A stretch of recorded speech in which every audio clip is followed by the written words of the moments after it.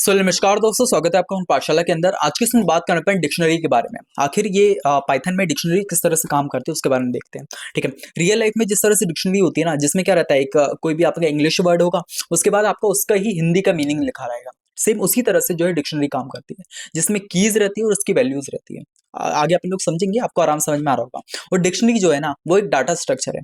जैसे आपने डीएसए पढ़ रहे होंगे, ठीक है, डीएसए में भी डाटा स्ट्रक्चर एल्गोरिथम होता होगा। तो पाइथन में भी क्या होता है, डाटा स्ट्रक्चर का मतलब कि डाटा किस तरह से ऑर्गेनाइज वे में रखा हुआ है। ठीक है, वो चीजें डाटा स्ट्रक्चर के अंदर आ जाए, जिसमें अपने पास सेट्स हो गया, लिस्ट हो गया, टपल हो गया और साथ में अपना डिक्शनरी हो गई। ये चार जो है, चार तरह के डाटा टाइप होते हैं। तो तीन तो अपन ने कवर कर लिया, चौथा डाटा टाइप अच्छे से सीखते हैं। ठीक है, चलिए। तो उसके लिए अपन चलते हैं लैपटॉप की स्क्रीन के ऊपर और उस चीज को अच्छे से समझते हैं। चलिए भैया, तो आज लैपटॉप की स्क्रीन के ऊपर सबसे पहले आज की स्क्रीन में जो पढ़ने वाले हैं डिक्शनरी इज पाइथन, आखिर ये होती क्या, इसके बारे में थोड़ा जानते हैं। ठीक है, तो अगर डिक्शनरी की बात करें, ये क्या होता है, collection of data stored in की वैल्यू पेयर। ठीक है, अब इसमें क्या होता है, इससे पहले अपन ने सेट्स पढ़ा, सेट्स को किस तरह से अपन लोग दर्शाते हैं, सिर्फ करली ब्रैकेट्स के फॉर्म में। तो डिक्शनरी को भी उसी फॉर्म में दर्शाएंगे, बट क्या डिफरेंट होगा कि यार यहाँ पे अपना कीज भी होगी, वैल्यूज भी होगी। इसमें सिंपली सेट्स की तरह अपन लोग डाटा को नहीं रख सकते, इसमें कीज और वैल्यूज के पेयर में अपन को रखना पड़ेगा। कैसे वो अपन लोग समझेंगे। ठीक है, तो वही चीज है, इसमें क्या है, डाटा को कलेक्ट किया जाता है, स्टोर किया जाता है किसके फॉर्म में, कीज और वैल्यूज के पेयर पेयर के फॉर्म में। उसके बाद इसको डिफाइन किससे करते हैं, करली ब्रेसेस से। ठीक है, जो सेट्स में करते हैं। उसके बाद की मस्ट बी यूनिक होनी चाहिए और इम्यूटेबल होनी चाहिए। इम्यूटेबल मतलब कि आप उसको चेंज नहीं कर सकते। ठीक है, अगर आपने एक बार बना दिया तो आप उसको चेंज नहीं कर पाओगे, है ना, और बिल्कुल यूनिक होगी। उसके बाद value can be any data type, हर एक डाटा टाइप की हो सकती है वैल्यू, चाहे आप एज रखो, इंटीजर रखो, ठीक है, या स्ट्रिंग के फॉर्म में रखो, फ्लोट फॉर्म में रखो, हर एक टाइप की जो वैल्यूज आप इसके अंदर रख सकते हो। तो ये हो गया थोड़ा सा जो अपना इंट्रोडक्शन होता है कि डिक्शनरी के बारे में वो। ठीक है, अब किस तरह से डिक्शनरी को क्रिएट किया जाता है वो समझते हैं। ठीक है, थोड़ा सा आगे बढ़ते हैं। डिक्शनरी को क्रिएट करने के लिए भाई, जैसे सबसे पहले अपन लोग क्या करेंगे, एक वेरिएबल बनाएंगे। मान लो अपन ने स्टूडेंट नाम की एक डिक्शनरी बनाया, तो उसके लिए क्या करेंगे, एक स्टूडेंट नाम का वेरिएबल बनाएंगे, उसके अंदर वैल्यूज के फॉर्म में लगेंगे। सबसे पहले कर्ली ब्रैकेट्स लगाएंगे, उसके बाद अपन लोग लिखेंगे नेम, जो अपन लोग डबल कोट्स के अंदर लिखेंगे, और बीच में कुछ इस तरह का अपन लोग लगा देंगे, सिंबल लगा देंगे। और कीज की जो वैल्यू है ना, जैसे मान लो नेम हो गया, नेम की वैल्यू क्या है, जो भी अपन नाम लिख सकते हैं। मान लो इसमें एलिस लिखा है, इसकी जगह मैं आदित्य कर देता हूँ। ठीक है, आदित्य। ठीक है, और उसके बाद मान लो एज लिखनी है, एज मेरी अगर 21 है तो मैं 21 लिख देता हूँ। कोर्स की अगर बात करें, अपन लोग पाइथन पढ़ रहे हैं तो ये पाइथन, और उसके बाद इसको क्लोज कर देंगे। और जब अपन प्रिंट करके स्टूडेंट को करते हैं तो कुछ इस तरह से अपने पास आउटपुट आता है, जिसमें नेम करके अपना जो नाम होगा वो आ जाएगा, एज करके जो उसकी वैल्यू होगी वो आ जाएगी, और कोर्स करके जो वैल्यू होगी वो आ जाएगी। ठीक है, तो इसको एक बार अपन लोग प्रिंट करा के देखते हैं। मान लो अपन लोग यहाँ से इस चीज को कॉपी करते हैं और सिंपली नीचे आए, इसके अंदर अपन लोग इसको पेस्ट कर देते हैं। ठीक है, तो अगर आप देखोगे, अब अगर आप इसको देखोगे, जैसे अपन ने स्टूडेंट करके ये सारी चीज़ की, और जब मैं इसको शिफ्ट करके एंटर करता हूँ तो आपके पास नीचे वैल्यू आ जाएगी, नेम करके अपने पास आदित्य आ जाएगा, एज करके अपने पास 21 आ जाएगा जो मेरी एज है, और कोर्स करके जो अपन लोग पढ़ रहे हैं पाइथन वो आ जाएगा। तो कुछ इस तरह से अपन लोग डिक्शनरी बना सकते हैं। किस तरह से बनाई, सबसे पहले स्टूडेंट एक वेरिएबल बनाया, उसके अंदर कीज वैल्यू के फॉर्म में अपन को वैल्यूज रखनी है। सबसे पहले नेम लिख के अपने ये आदित्य लिख दिया, एज लिख के अपने 21 कर दी, कोर्स लिख के अपने पाइथन लिख दिया, और जब करके अपने स्टूडेंट को प्रिंट करवा रहे हैं तो अपने पास ये सारी चीजें आ जा रही है। अब इंडिविजुअली ऐसा भी कर सकते हैं, जैसे अपन लोग क्या करते थे, वेरिएबल को पुकारते थे ना। जैसे अगर मान लो अगर नेम को पुकारता हूँ तो आदित्य भी आ सकता है, एज एज को पुकारो 21, और कोर्स को पुकारो तो पाइथन। किस तरह से वो देखते हैं। ठीक है, चलिए। तो यहाँ पे यहाँ तक की अपन ने चीज देख ली, किस तरह से अपनी डिक्शनरी को क्रिएट किया जाता है, और इस तरह का अपना थोड़ा सा आउटपुट आएगा। अब किस तरह से अपन मान लो डिक्शनरी के आइटम्स को एक्सेस करेंगे, वो चीज देखेंगे। ठीक है, एक्सेस वैल्यू यूजिंग की। जैसे मान लो अगर अपन को एक्सेस करना है नेम, तो अपन लोग सिंपली क्या कर रहे होंगे कि यार यहाँ पे थोड़ा सा अपन लोग चीज कर सकते हैं। जैसे मान लो अपन को नेम को प्रिंट करवाना है, तो सिंपली क्या करेंगे, प्रिंट लिखेंगे।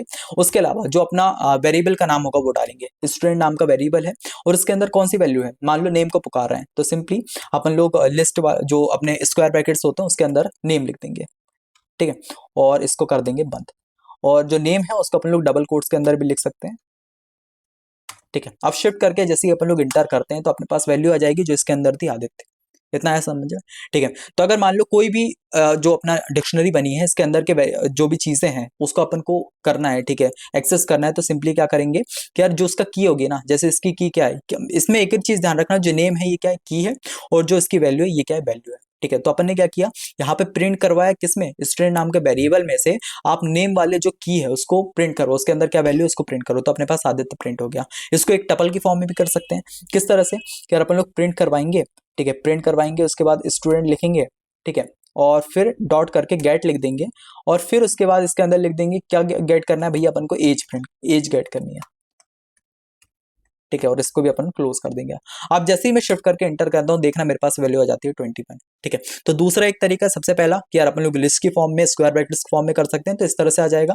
और अगर अपन को मान लो दूसरा फॉर्म करना है, टपल की फॉर्म में देखना है, तो अपन स्टूडेंट लिखो, उसके बाद कौन सी वैल्यू गेट करनी है, गेट लिखो, डॉट गेट करके एक फंक्शन का यूज करो, और उसके बाद यहाँ पे जो भी अपने पास गेट करवाना है, एज की अगर वैल्यू गेट करवानी है वो करवा लो। ठीक है, तो कुछ इस तरह से अपन लोग काम कर सकते हैं। ठीक है, तो ये चीज समझ में आई। ठीक है भैया, अपन ने देखा किस तरह से डिक्शनरी को क्रिएट किया जाता है और उसके बाद किस तरह से वैल्यूज को एक्सेस करें अपन लोग। ठीक है, उसके बाद अगर मान लो कोई भी वैल्यू है उसको अपन को चेंज करना है, ठीक है, तो वो भी अपन लोग आराम से कर सकते हैं। Student is equal to age लिखेंगे और जो भी वैल्यू है उसको चेंज कर देंगे।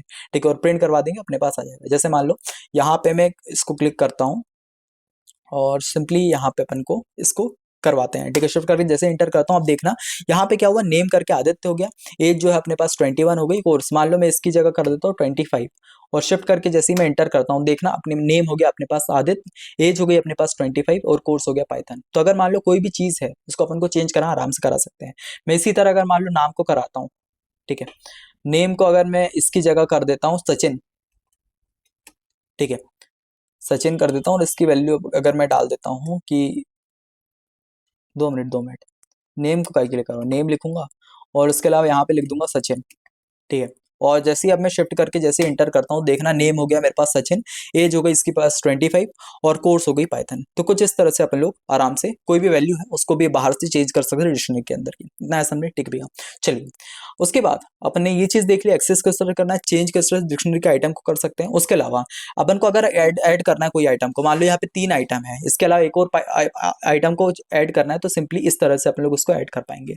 जैसे कि मान लो अभी क्या कर रहे थे, अभी स्टूडेंट करके नेम लिख रहे थे और सचिन लिख दे रहे थे। अब अगर अपन चाहते हैं ग्रेड करके ए लिख देते हैं, एक ग्रेड नाम का जो चीज़ है वो भी बढ़ाना चाहते हैं, सिंपली आप प्रिंट जैसे ही करेंगे, नेम हो गया सचिन, एज हो गया अपने पास 25, कोर्स हो गया पाइथन और ग्रेड हो गया ए। अगर मैं इसकी जगह मान लो सिटी बढ़वाना चाहता हूँ, ठीक है, तो सिटी इसके अंदर लिख दूंगा की जगह, और वैल्यू जो रहेगी उसके पास सिटी लिख देता हूँ, मान लो भोपाल। ठीक है, अब जैसे ही मैं शिफ्ट करके एंटर करता हूँ, मेरे पास एक और कॉलम बढ़ गया, नेम हो गया, ठीक है, नेम हो गया सचिन, हो गया एज हो गई, उसके बाद कोर्स हो गया पाइथन, ग्रेड भी अपने पास आ गया, और सिटी जो है भोपाल वो भी अपने पास आ गई। तो कुछ इस तरह से मान लो किसी चीज को एडअप करना है तो वो भी आराम से इस स्टेटमेंट का यूज करके कर सकते हैं। ठीक है, चलिए चलिए, तो आपने बहुत सारी चीज देख ली कि यार किस तरह से अपन लोग मान लो क्रिएट करते हैं डिक्शनरी को, एक्सेस करते हैं, चेंज करते हैं और ऐड करते हैं। अब देखते हैं कि यार कुछ मेथड्स, ठीक है, जो मान लो रिमूव करने के लिए अपने काम में आते हैं। सबसे पहला होगा पॉपअप, कि मान लो अगर स्पेसिफिक एक जो अपना की वैल्यू पेयर है उसको हटाना है, तो सिंपली पॉपअप मेथड का यूज करके, पॉपअप कीवर्ड का यूज करके उसको हटा सकते हैं। किस तरह से, मान लो इस कोड को अपन लोग यहाँ से कॉपी करते हैं और जो अपने पास वैल्यू बनी हुई है, मान लो इस सबको हटा देते हैं अभी, तो है ना, क्योंकि सब चीज़ों को अच्छे से देख लिया है वैसे अपन ने। सबसे पहले इसको हटा दें, इसको भी हटा दें, इसको भी हटा दें, ठीक है, इसको भी हटा दें, उसके अलावा इसको भी हटा दें और इसको भी हटा दें। ठीक है, चलिए अब जो है अच्छे से अपन लोग देखते हैं, एक शेल नया बनाते हैं। अब शेल के अंदर सबसे पहले अपन लोग क्या करते हैं, पॉप करते हैं कोर्सेज को। ठीक है, जो कोर्सेज यहाँ पे बना हुआ है इस वाले को अपन लोग हटाते हैं और प्रिंट करवा देते हैं वापस से। तो अब देखना क्या हुआ है इसमें से, नेम जो है वो हट चुका है, एज जो है वो भी हट चुका है, उसके बाद ग्रेड जो अपन ने एडअप किया था और सिटी जो अपन ने एडअप किया था ये भी हुआ नहीं है। कर्नल करते हैं अपन लोग, restart kernel and all set, और इसको रिस्टार्ट कर देते हैं, तो देखना क्या होगा।